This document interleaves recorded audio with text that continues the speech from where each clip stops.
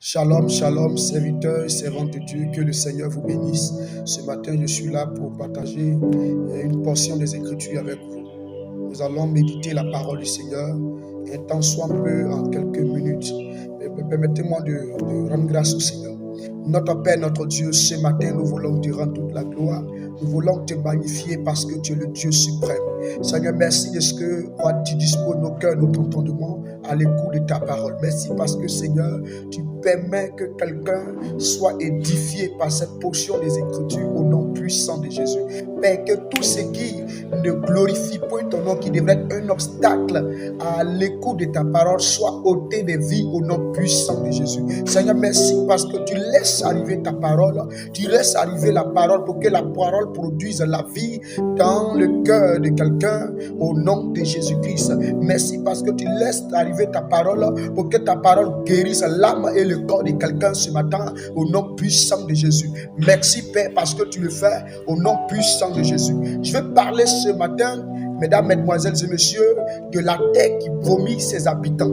Regardez, parlant de la terre qui vomit ses habitants, je vais citer, nous tout de suite, nous allons plonger dans les Écritures.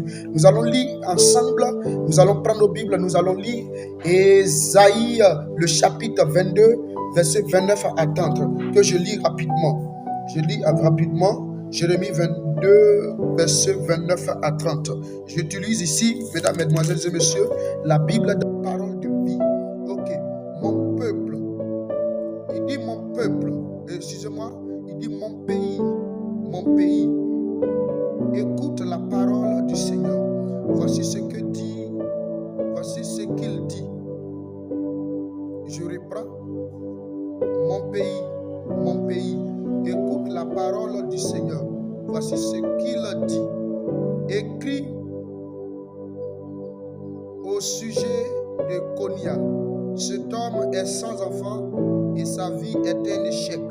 Personne de sa famille ne réussira à occuper le siège de David et à diriger le pays de Juda. Wow. Dans d'autres versions, on dit terre. Dans la version Louis II, il est dit terre inscrit chez toi. Mais dans la version parole de vie, il dit mon pays et mon pays 3 fois. Mais dans la version Louis II, il est dit 3 fois terre inscrit chez toi. Mesdames, mesdemoiselles et messieurs, je disais tout à l'heure de notre exhortation ce matin, est la terre qui vomit ses habitants.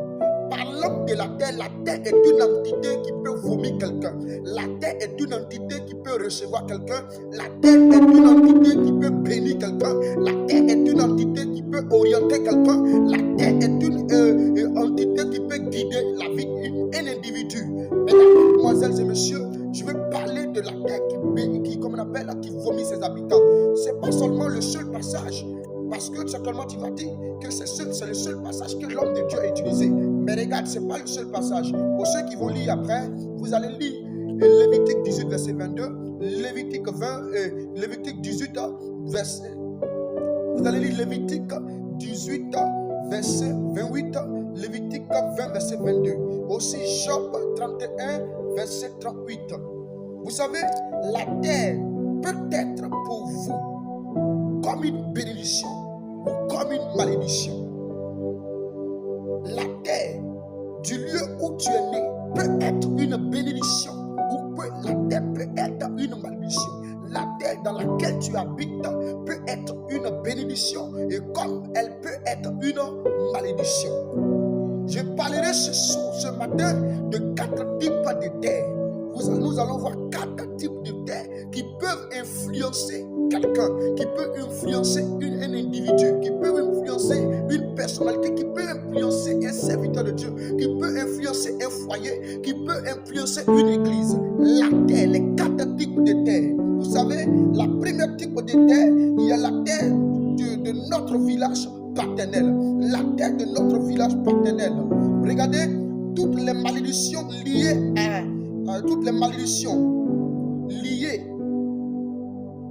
à la terre de ton village peut influencer ta vie, peut te suivre, peut conditionner ta vie. Comme tout à l'heure je disais, la terre même est une entité.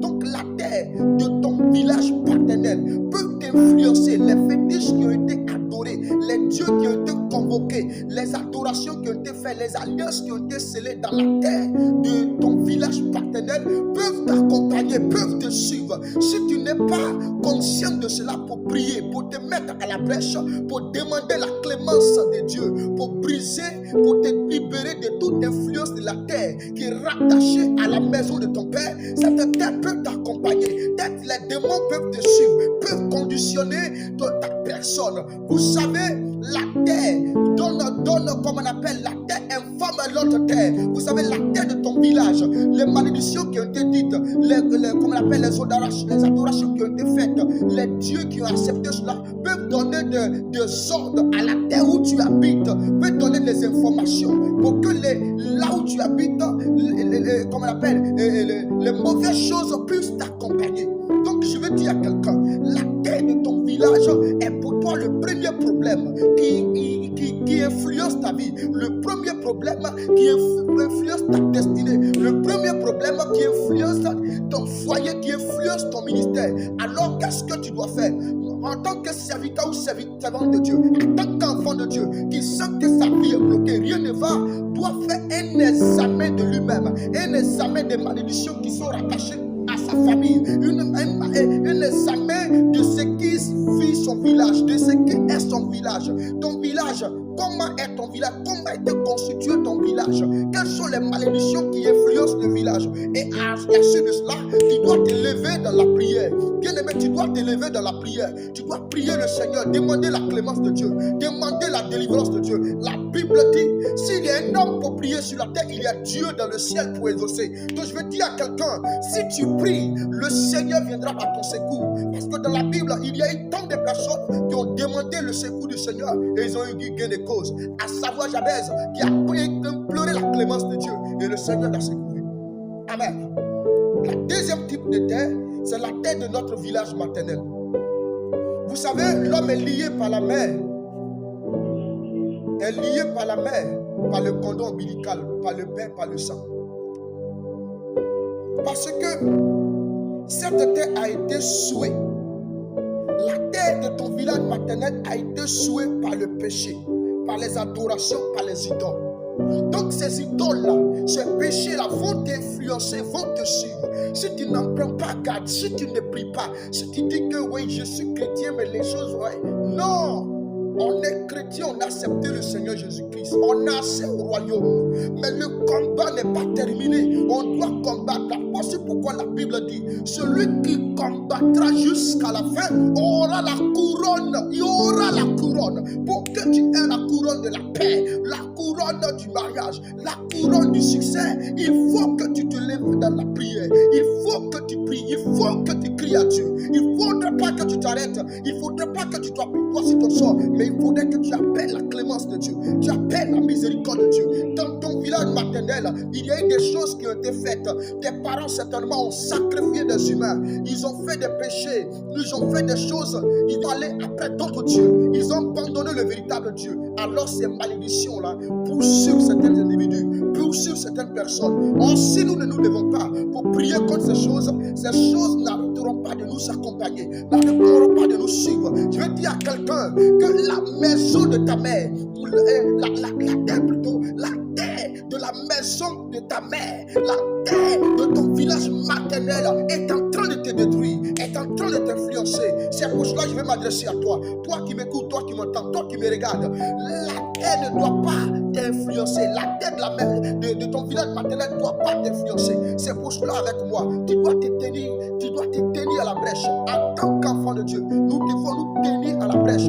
Regardez, la Bible dit celui qui fléchit genou. La Bible dit tout genou fléchit et toute langue confesse. Reçois la honte, les ossements. Donc si tu pries et tu demandes la grâce de Dieu, le Seigneur viendra te libérer de toutes les influences de famille, toute influence de village paternel et de village maternel. La troisième type de terre, c'est la terre du lieu où c'est la terre où tu es né. La terre où tu es né. Parce que tu peux ne pas forcément naître au village. Tu peux être d'un village X, et puis tu peux naître quelque part pas dans un autre village ou tu peux naître dans une ville. Vous savez, à cause du pied du placenta qui est enterré en ce lieu, à cause du pied du placenta qui est enterré en ce lieu, la terre a le droit sur toi. La terre qui a vu ton placenta, cette terre a la capacité, a le pouvoir de contrôler ta vie. Les démons ont déjà pris ton placenta.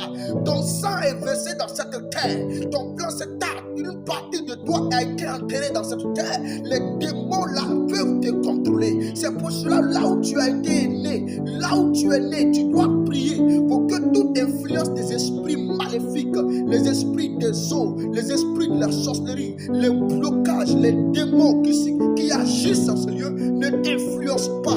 Aujourd'hui, les chrétiens disent que quand on a accepté Jésus, tout est déjà ok. Non! Bien-aimé, réveille-toi maintenant. La Bible dit réveille-toi d'entre les morts. Donc si je peux dire à quelqu'un, réveille-toi d'entre les morts. Réveille-toi d'entre les morts. Parce que tu dois prier. Tu dois prier pour libérer ta vie. Tu dois prier pour libérer ta vie. Regarde, si tu peux me dire cela. Regarde, il y avait dans la parole de Dieu un homme du nom de Gédéon. Gédéon, sa famille connaissait Jésus. Sa famille connaissait Jésus. Mais à un moment donné, ils ont basculé dans les idolâtries. Vous savez, leur vie a été conditionnée jusqu'à ce que Gédéon puisse avoir une rencontre divine. C'est à partir de cela que quand il a respecté les instructions qui lui ont été données, sa vie a été libérée. Je vais dire à quelqu'un, si tu es content, si tu m'écoutes, si tu me vois et si tu vois cette vidéo, tu dois comprendre que c'est la saison, c'est le moment, c'est le jour pour toi de te réveiller et de pouvoir prier pour ta délivrance, pour pouvoir te faire une auto-délivrance. Est-ce que quelqu'un m'entend? Ton amen me dit que tu es en train de m'entendre. Quand tu dis amen là où tu es en train de recevoir la grâce. Tu es en train de recevoir d'abord la délivrance. La quatrième type de terre dont je parle maintenant, c'est la terre de résidence. La terre où tu habites. La terre de résidence. La terre où tu habites. Connaître les bénédictions et les malédictions qui sont liées à ce lieu. Tu peux aujourd'hui, les chrétiens aujourd'hui qui se lèvent, ils se vont louer une maison et puis bon, ils se disent qu'eux-mêmes ils sont les prophètes, eux-mêmes ils consacrent les maisons. Tu as quelle autorité pour consacrer une maison? Tu n'as pas d'autorité. Qui te connaît? Qui te connaît dans le règne des esprits? Qui te connaît? Qui t'a présenté?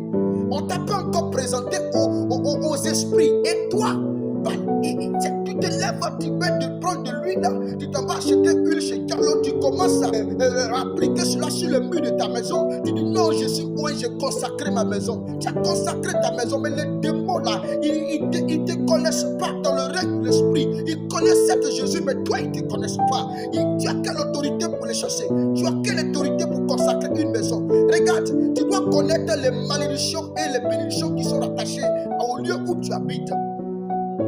Avant de prier, pour réclamer la grâce de Dieu, pour chasser ces démons et t'imposer, appeler la grâce de Dieu en ce lieu. Appeler la grâce de Dieu. Tu dois appeler la grâce de Dieu. Tu dois appeler la faveur de Dieu. Oui, bien-aimé. Pourquoi ces choses sont si difficiles? Pourquoi ces 4 types de terres pourraient influencer nos vies? Je vais vous dire le pourquoi en 4 petits points. Le premier point, à cause des adorations de nos pères dans nos villages paternels. À cause de les adorations qui n'ont pas glorifié Dieu. Les adorations qui ont été faites, qui n'ont pas appelé la grâce de Dieu, qui n'ont pas appelé la faveur de Dieu, mais qui ont irrité Dieu, qui ont mis Dieu dans la colère, qui ont mis Dieu dans tout son état. Hey! Je suis en train de parler à l'âme de quelqu'un. Regarde ton village. Regarde ta vie. Combien de fois tu ne feras que tourner autour de toi-même? Combien de fois, malgré tes moyens, malgré tes offrandes, malgré ce que tu fais, tu tournes autour de toi-même? Le deuxième point, à cause des péchés que nous-mêmes nous avons commis. À cause des péchés que nous-mêmes nous avons commis, nous pourrons être influencés par une terre quelconque. Nous pourrons être influencés par des malédictions qui sont liées dans une terre, qui sont dans une terre. Donc je veux dire à quelqu'un que fais attention aux actes que tu poses. Le 4e point, sinon le 3e, à cause des malédictions qui ont été proclamées dans les différentes terres, nous pourrons être esclaves. Je veux dire à quelqu'un, le dernier point, à cause, vous savez, à cause des alliances démoniaques Les alliances qui ont été tissées dans nos villages ont été tissées dans les terres dans lesquelles nous vivons. Voici ce pourquoi aujourd'hui, chacun de nous peut être sous une influence qui ne glorifie pas le Seigneur. Une influence de ces différentes terres. Si tu n'es pas conscient que tu dois prier, ces choses vont t'influencer. Peu importe ce que tu es, peu importe si tu craches le feu, peu importe si tu vomis le feu, peu importe si tu es saint, peu importe si tu fais des grands œuvres, mais ces terres-là vont t'influencer. Donc je parlais ce matin des 4 types de terres qui pourraient influencer quelqu'un. Donc si tu m'entends, il faut savoir qu'il y a une terre quelque part qui peut t'influencer, qui peut t'arrêter, qui peut bloquer ton foyer, qui peut bloquer ton mariage, qui peut bloquer ton travail. Je veux dire à quelqu'un que c'est le moment de se réveiller et de prier. Je vais conclure notre exhortation, nous allons conclure cela. Et la conclusion est tirée du livre de Genèse, le chapitre 3, verset 17, que je vais lire. Genèse, il dit, puis le Seigneur dit à l'homme, tu as écouté la voix de ta femme et tu as mangé le fruit. Genèse chapitre 3, verset 17. Puis le Seigneur dit à l'homme, tu as écouté ta femme et tu as mangé le fruit que je t'ai interdit de manger. À cause de toi, je maudis le sol. Je maudis, en d'autres versets, il dit je maudis la terre. Tu devras te fatiguer tous les jours de ta vie pour tirer ta nourriture de la terre. Frère, la terre, problème. On doit restaurer la terre. Restaurer la terre qui t'a vu net. Restaurer la terre de ton village paternel. Restaurer la terre de ton village maternel. Restaurer la terre qui t'a vu net. Restaurer la terre du lieu où tu habites. Restaurer la terre par la prière, par le sang de Jésus qu'on invoque. Que le Seigneur bénisse chacun d'entre nous. Que Dieu vous bénisse. Que la parole de Dieu, si elle vous a fait du bien, n'oubliez pas de vous abonner à ma chaîne et de liker. Que Dieu vous bénisse. Ici votre serviteur, le prophète Epikaïs. Shalom.